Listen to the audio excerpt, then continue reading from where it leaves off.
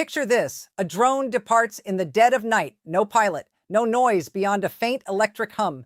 It crosses miles of occupied territory at low altitude, hugging the terrain, staying invisible to the very radar systems designed to hunt it down.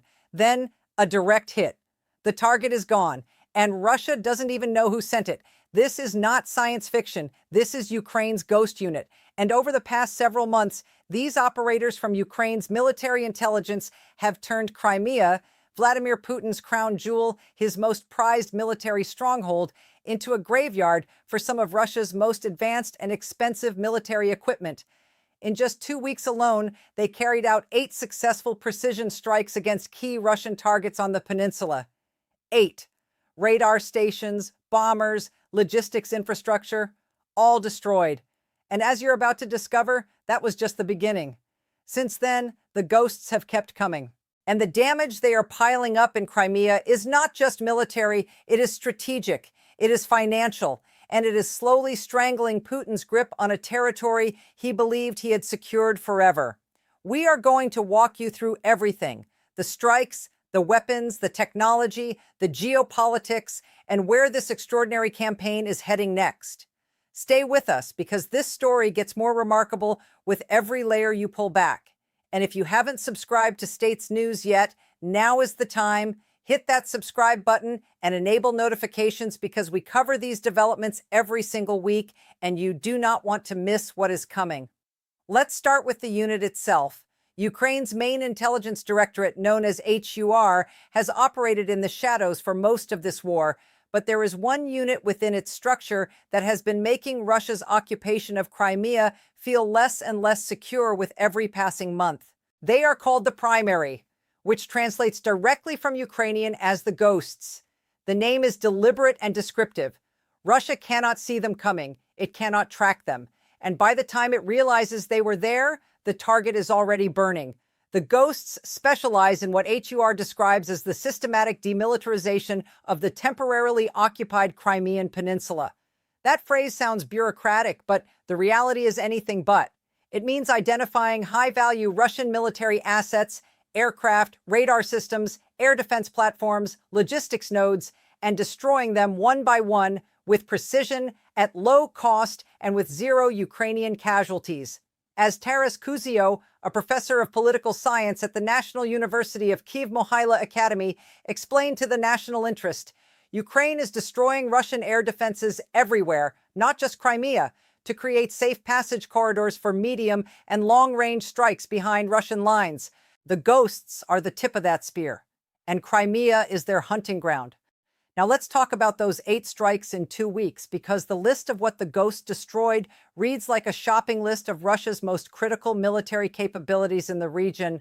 According to a statement published directly on HUR's Telegram channel in early December 2025, the ghosts carried out 8 precise drone strikes against Russian military infrastructure in occupied Crimea over a 2-week period. The targets hit included a Su-24 frontline bomber, an Orion unmanned aerial vehicle, a 39N6 Kasta 2E2 radar station, 2 48YA6K1 podlet radar stations, an antenna in a radio-transparent dome, and a freight train used to move troops, equipment, and supplies around the peninsula. Every single one of those targets was filmed. HUR released a minute-long video set to music showing the drone's eye view of each approach and each strike.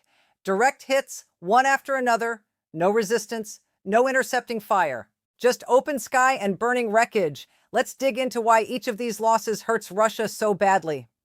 The Su-24, a Soviet-era frontline bomber, this aircraft has been a workhorse of Russia's aerial campaign against Ukraine throughout the war. As reported by RBC Ukraine, the Su-24 is capable of delivering both missiles and bombs against ground and naval targets. According to Military Factory, the aircraft can carry a wide range of air-to-surface weapons, including the KH-23, KH-28, KH-25ML, KH-58, KH-59, and KH-29 missiles. Several of these are anti-radiation missiles designed to home in on radar emissions and destroy air defense systems. All of them are capable of raining destruction on Ukrainian cities and infrastructure. On top of that, the Su-24 is nuclear capable. and it is large enough to carry and drop KAB-500 bombs, the so-called dumb bombs that Russia has been converting into devastating glide weapons by fitting them with extended wings and satellite guidance systems. The scale of Russia's glide bomb campaign is staggering. As reported by The Guardian, between October 5th and October 12th, 2024, Russia fired 1,400 glide bombs at Ukraine in a single week, along with 3,000 drones and 92 missiles. Forbes reported that Russia has moved glide bomb production into overdrive, with plans to manufacture 120,000 of these weapons annually. Around 500 of those each year will be long-range variants capable of hitting targets up to 125 miles away. A Su-24 based in Crimea could fly out over the Black Sea and drop those bombs without ever entering Ukrainian-controlled airspace. Taking one out of the equation is not just a battlefield win, it is a step toward protecting Ukrainian civilians from one of the most relentless forms of aerial bombardment in modern warfare. Think about the math for a moment. Russia's glide bombs do not require the launch aircraft to fly anywhere near the front line. A Su-24 takes off from a Crimean airfield, climbs to altitude, flies out over the Black Sea where Ukrainian air defenses cannot reach it, releases a KAB bomb fitted with a glide kit, and watches from a safe distance as the weapon steers itself dozens of miles to a target inside Ukraine. Every Su-24 in Crimea is a platform capable of executing that kind of strike on a daily basis. And every one of those platforms that Ukraine removes from the equation is a reduction in the number of these weapons that can reach Ukrainian population centers. That is not an abstraction. It is the difference between a Ukrainian city absorbing a strike and a Ukrainian city being spared one. Now, to the radar systems, the two Podlet radar stations that the Ghost destroyed serve a very specific function. As explained by RBC Ukraine, the Podlet is linked to Russia's S-300V surface-to-air missile system. It detects and tracks incoming aerial targets, transmits the data to the S-300, and the S-300 fires. Simple, effective, unless the radar is gone. Without the Podlet, the S-300 batteries it was supporting are flying blind. They cannot see what is coming, they cannot engage, and that is almost certainly why the HUR video showed Ukraine's drones reaching their targets with absolutely no defensive response. The eyes were gone before the body even knew it was under attack. The Kosta 2E2 is even more significant. This is a circular scan radar station capable of detecting, tracking, and identifying aerial targets, including targets flying at low altitudes. Low-altitude flight is precisely how Ukraine's drones evade detection. As outlined in a December 2023 Russian military report later shared by Forbes, Russia's own armed forces acknowledged that their air defense systems have severe difficulties engaging small unmanned aerial vehicles flying low to the ground. The Tor air defense system, for instance, was found to have, and these are the words of the Russian report itself, low efficiency in destroying small targets. The Kosta 2E2 was one of the systems designed to close that gap. RBC Ukraine notes that its data can be fed to both ground-based air defense platforms and to the Russian Air Force, making it a dual-use asset with extraordinary value. Destroying it does not just blind one system. It tears the intelligence feed away from multiple platforms at once. And then there is the freight train, less dramatic than a fighter jet, perhaps, but strategically just as important. Russia uses the rail network on the Crimean Peninsula to move troops, equipment, fuel, and supplies around the occupied territory. Disrupting that logistics chain creates bottlenecks, delays reinforcements, and forces Russia to find alternative and more vulnerable routes. Every freight train hit is a supply chain degraded. Before we go any further into what happened after those 8 strikes, we want to take a moment to remind you, if you find this kind of deep dive military analysis valuable, please make sure you are subscribed to States News and have notifications turned on. We work hard to bring you the full picture behind the headlines, and your support keeps this channel going. Hit subscribe now. Back to the campaign. The day before Hur announced the results of the 2-week operation, the Ghosts had already struck again. On December 4th, 2025, as reported by Euromaidan Press and confirmed by UNN, the unit destroyed a Russian MiG-29 multi-role fighter jet at the Kacha military airfield in southwest Crimea. On the same night, they also hit the Irtysh airfield radar complex near temporarily occupied Sevastopol.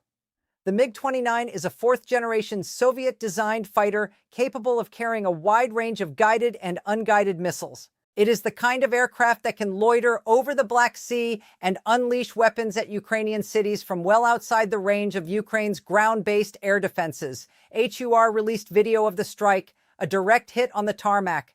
The aircraft gone. 9 days later, on December 13, 2025, the ghost struck again. According to Ukrinform, which cited a statement published by HUR on Facebook, the primary unit destroyed 2 expensive radar systems belonging to Russia's S-400 Triumph air defense complex in occupied Crimea. The S-400 is Russia's most advanced surface-to-air missile system. Without its radars, it cannot function. HUR described the operation as gouging out the eyes of the Triumph complex. Poetic and accurate. The campaign did not slow for Christmas. On December 26, 2025, as reported by Euromaidan Press, the ghosts carried out precision strikes targeting components of both the S-300V system and the Buk M3 surface-to-air missile system in occupied territory. High-value, expensive, critical systems dismantled one more time by a unit that Russia seemingly cannot see, cannot stop, and cannot deter. The frequency of these operations is worth pausing on. In March 2026, the Tokhny Collective Project, which tracks and geolocates confirmed Ukrainian strikes across Russia and occupied territories, published a report noting that Crimea had accounted for 100 of the 173 confirmed and geolocated Ukrainian strikes it had identified in recent months.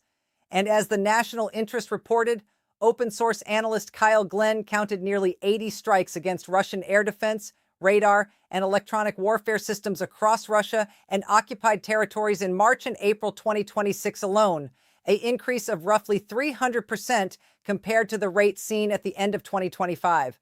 The ghosts are not alone in this, but they are the most consistent and the most devastating. Let's step back for a moment and understand why Crimea matters so much, both to Russia and to Ukraine. Crimea was seized by Russia in 2014 through an illegal annexation that the international community overwhelmingly refused to recognize. For Putin, it was the jewel in the crown. It gave Russia a warm water naval hub at Sevastopol, airfields close to the Ukrainian mainland, radar coverage over the Black Sea, and a land base from which to project force westward. When Russia launched its full-scale invasion in February 2022, Crimea was supposed to be the launch pad from which it would crush Ukraine from the south. But Ukraine had other ideas. From the earliest days of the full-scale invasion, Ukraine understood that it could not retake Crimea by conventional ground assault. As the Atlantic Council pointed out in June 2023, the narrow land bridge connecting Crimea to the Ukrainian mainland would funnel any advancing Ukrainian ground force into a killing zone exposed to drones, artillery, and airstrikes from all directions. The risks would be catastrophic. So Ukraine adopted a different strategy. Rather than invade, Ukraine chose to make Crimea strategically irrelevant, destroy the fleet, blind the radars, ground the aircraft, sever the supply lines, and turn Putin's crown jewel into a liability that drains Russian resources faster than Russia can replenish them. The results have been extraordinary. Sevastopol, which was supposed to give Russia overwhelming naval dominance over the Black Sea, has been effectively neutralized. As reported by RBC Ukraine in July 2025, partisan groups operating inside Crimea photographed the port to find it nearly empty of warships. Most of the Black Sea Fleet had already been forced to relocate to Novorossiysk on the Russian side of the Black Sea coast following years of Ukrainian strikes. As reported by RFE-RL, a retired Ukrainian naval officer put it bluntly, saying that only old junk and damaged ships remained in Crimea's Crimean bases, and the punishment has continued since. In March 2026, Ukraine launched a massive overnight drone attack involving more than 200 unmanned aerial vehicles against Novorossiysk, the very port Russia had retreated to for safety. As reported by Naval News, joint satellite analysis identified probable damage to 6 Russian warships during that operation, including frigates and corvettes. The minesweeper Valentin Pikul was reported to have sunk. Russia had run from Sevastopol to Novorossiysk and found that Ukraine could reach it there too. Even the flagship systems were not safe. In April 2026, according to reporting by Euromaidan Press, the SBU's Alpha Special Forces Unit carried out a coordinated operation striking 3 vessels in Sevastopol Bay, the landing ships Yamal and Filchenkov, and the reconnaissance ship Ivan Kurs. The estimated value of the Yamal alone exceeds $80 million. At the same time, the primary unit destroyed another Podlet K1 radar station in Sevastopol, estimated at $5 million. On April 21st and 22nd, Ukraine's General Staff confirmed that Ukrainian forces struck the Streletsky Command Center of Russia's Black Sea Fleet, the facility responsible for coordinating the movement of Russian warships in Crimea. As reported by United 24 Media, Ukraine's acting security service head, Yevgeny Kamara, stated that the operation represented not only a loss of equipment, but a degradation of Russia's ability to control airspace, protect its forces, and plan further attacks. That is not just attrition. That is the systematic dismantling of a military command structure. Step back further, and the picture becomes even more sobering for Moscow. The Crimean-based fighter unit that once operated 12 aircraft had, as of early 2026, lost 7 of them, with more damaged, according to Euromaidan Press. Russia's Kaliber-capable missile ships, the vessels that launched long-range cruise missiles at Ukrainian cities, have been driven out of Crimea entirely. According to United 24 Media, the last Kaliber-capable missile carrier based in Crimea was destroyed in May 2024. Russia's submarine fleet, once considered among its most survivable assets, has also taken significant blows, with a Project 636 Kilo-class submarine reportedly damaged near the entrance to Sevastopol Bay in December 2025. And then there is the Black Sea Fleet headquarters itself, a building on a hill overlooking Sevastopol that had symbolized Russian naval power in the region since the imperial era. Hit by a Ukrainian Storm Shadow cruise missile in September 2023, the headquarters was rendered non-functional. As one retired Ukrainian naval captain told RFE-RL, the command and staff had already moved to Novorossiysk because there was practically nothing left in Sevastopol to command. Putin built an empire in Crimea. Ukraine has spent 2 years methodically taking it apart. Now, here is where the story gets even more remarkable, because Ukraine's Crimea campaign is not just about destroying weapons, it is about draining money. Russia has poured staggering sums into Crimea since 2014. The Kyiv Independent has reported that Russia relocated up to 800,000 additional Russian citizens to Crimea after the annexation, artificially inflating the population to assert demographic control. Even before the full-scale war began, Russia was funding the majority of Crimea's entire regional budget.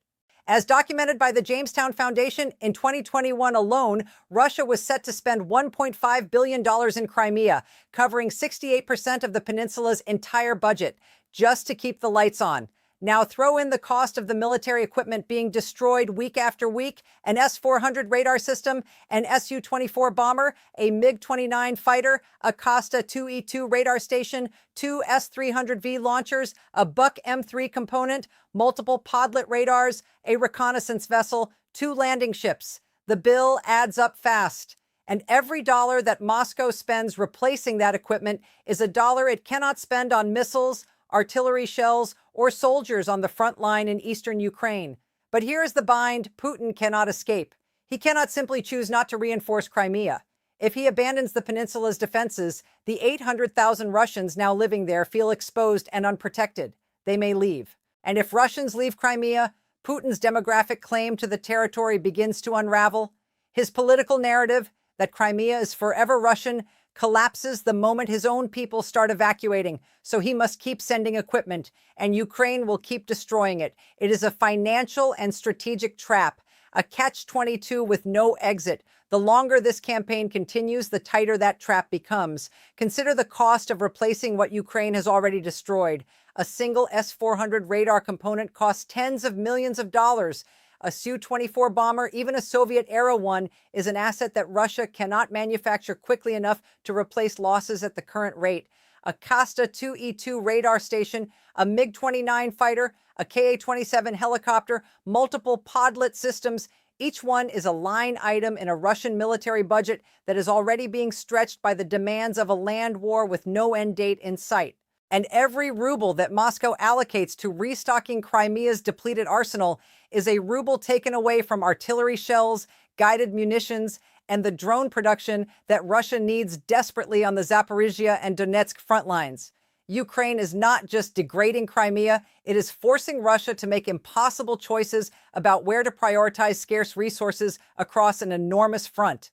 Ukraine's President Volodymyr Zelensky has been clear about this dimension of the strategy. He acknowledged in April 2025 that Ukraine does not currently have the weapons to retake Crimea by force, agreeing with comments made by U.S. President Donald Trump, but he was equally clear that Ukraine's army exists and is fighting, and that the goal is not to storm the peninsula. It is to make holding it so expensive and so militarily indefensible that the peninsula eventually cannot serve Russia as a weapon against Ukraine. As Zelensky reminded the world, Ukraine's constitution does not allow its president to cede sovereign territory. When Trump floated the idea of Ukraine acknowledging Russian sovereignty over Crimea as part of a peace agreement, Zelensky was unequivocal. "There is nothing to talk about here," he said. "This is against our constitution. Ukraine is not giving up Crimea. It is grinding it down. So where does this go from here?" The trajectory of the Ghosts campaign points clearly in one direction. As Ukraine's drone technology improves and as more aerial corridors open up, created by the very radar systems and air defense platforms that the Ghosts keep destroying, the strikes will become more frequent, more precise, and more damaging. The Tochny data already shows the rate of Ukrainian strikes on Crimea was increasing dramatically through early 2026. The intensity is not declining. It is accelerating. There is also a compounding effect at work here that is easy to miss. Each radar station that is destroyed does not just create one gap in Russia's air defense coverage, it creates a corridor, a blind spot in the electromagnetic picture that Russia uses to coordinate both offensive and defensive operations over the peninsula. And once that corridor is established, Ukraine can use it. It can route more drones through the gap, launch deeper strikes, and probe further into Crimea's remaining defenses without those systems being alerted. In military terms, this is called suppression of enemy air defenses, CAD. Ukraine has turned it into an art form, and the Ghosts are its most practiced artists. The wider strategic effect is already visible. Russia cannot use Crimea the way it planned to use it. Its naval forces have been driven from Sevastopol. Its airfields are under constant threat. Its radar network has been systematically hollowed out. And the land bridge that was supposed to make Crimea an invulnerable peninsula has instead become a logistics nightmare, monitored by partisan networks and targeted by drones on a regular basis. And Ukraine is not working alone. Western-supplied weapons, intelligence sharing from NATO allies, and the continued flow of foreign aid have all contributed to giving Ukraine the tools it needs to prosecute this campaign.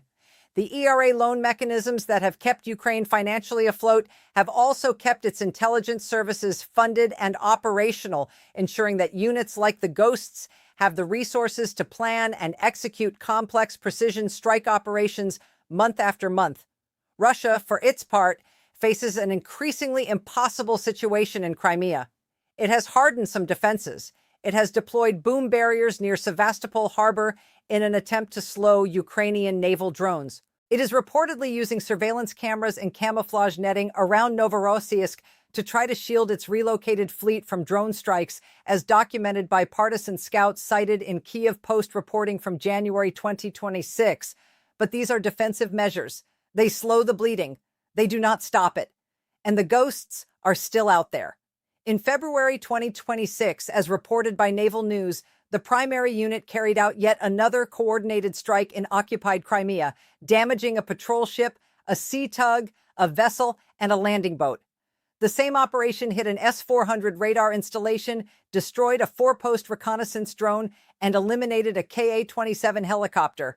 Horror's statement after the strike was characteristically blunt. "Crimea is no safe harbor for the occupiers." That phrase deserves to be understood in full context. Crimea was supposed to be Russia's fortress, its unsinkable aircraft carrier, its gateway to power projection across the entire northern Black Sea coast. Instead, it has become a place where Russia's most valuable assets get quietly hunted and destroyed by a unit that leaves behind nothing but scorched metal and embarrassing surveillance footage. Putin has lost more in Crimea than he has ever publicly admitted, and the losses are not slowing down. For Ukraine, this is not just a military campaign. It is a demonstration to the world, to NATO allies, to wavering partners, to the Ukrainian people themselves, that this war is not static, that Ukraine has agency, that even a country fighting for its survival, outgunned and outmanned on the eastern front lines, is capable of projecting strategic reach into the heart of Russian-occupied territory and delivering precision punishment day after day, week after week, month after month. The ghosts are a metaphor as much as they are a military unit. They represent something that Russia's leadership finds deeply uncomfortable: the idea that Ukraine cannot be controlled, cannot be contained, cannot be defeated into silence. Every drone that slips through Russia's air defenses, every radar station that goes dark, every fighter jet that burns on a Crimean tarmac is proof of that. And it is worth taking a moment to appreciate the operational ingenuity behind what the ghosts are doing. These are not mass drone swarms blanketing an area with firepower. These are precision, intelligence-driven strike operations. The unit identifies specific high-value targets, studies their locations, plans an approach route that avoids or exploits gaps in Russian radar coverage, and then executes a strike that is filmed for evidence and posted publicly, both to document the achievement and to deny Russia the ability to simply lie about what happened. This is psychological warfare as much as it is physical destruction. Every video that HUR releases showing another burning Russian asset on Crimean soil is a message to the Russian population. Your government cannot protect what it claims to own. Putin's grip on the peninsula is not iron. It is eroding, target by target, month by month, strike by strike. Russia's inability to respond effectively to these operations is also deeply telling. In none of the drone footage released by HUR do we see anti-aircraft fire, missiles, or any defensive response at all.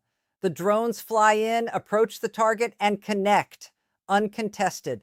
That silence, the absence of any Russian countermeasure, is itself a revelation. It tells us that the radar systems the ghosts have been destroying were doing their job right up until they were destroyed, and that once they were gone, the defensive network that depended on them had nothing left to look with. Putin annexed Crimea in 2014, believing he had secured it forever. He was wrong. And the ghosts are making sure he knows it one strike at a time. We will, of course, continue to bring you every development from this campaign as it unfolds. Crimea is not finished as a story, not by a long way, and States News will be here to cover every chapter. If you found this analysis valuable, please make sure you are subscribed to States News and have your notifications enabled. We work through multiple sources, cross-reference the data, and bring you the full strategic picture, not just the headlines. There's a lot more to come. Thanks for watching.